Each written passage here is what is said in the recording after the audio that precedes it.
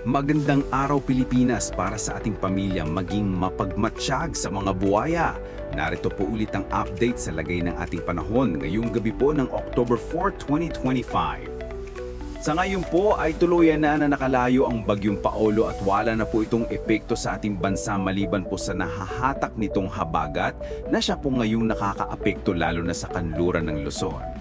Samantala sa labas po ng Philippine Area of Responsibility ay may isang bagyo na nabuo base po yan sa datos ng JMA at meron pong LPA. Gaya nga po ng inyong napapansin ay may sirkulasyon na po dyan at posibleng lalakas pa mga ito sa susunod na mga araw at posibleng papasok sa PAR simula po sa Martes.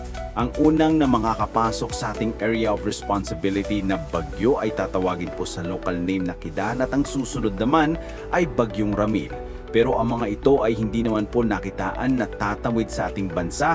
Posibleng dyan lamang po sa northeast ng PAR line pero patuloy lamang po nating babantayan ng mga yan hanggang sa hindi po nalulusaw at ito nga ang pinapakita ng forecast model na ating ginagamit hanggang po sa susunod na 2 linggo.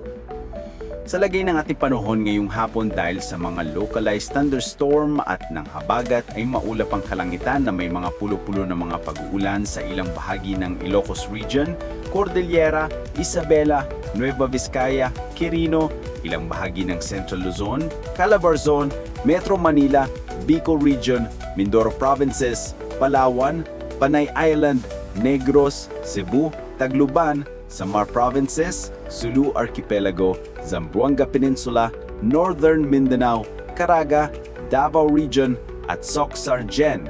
At mamayang gabi may mga isolated rains pa rin sa ilang bahagi ng ating bansa kaya mag-ingat po tayo sa posibleng mga banta pa rin ng mga pagbaha at pagguho ng lupa.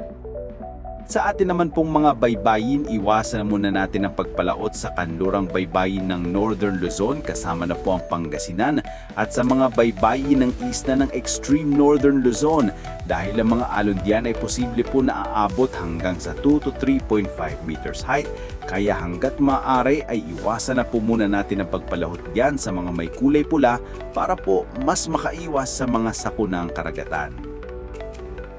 Para sa mga isyu na papanahon, dapat laging maging in for the nation. Here's our inspirational quote of the day. Kung ayaw mong sundan ka ng tukso, huwag kang umarte na parang interesado. Eme.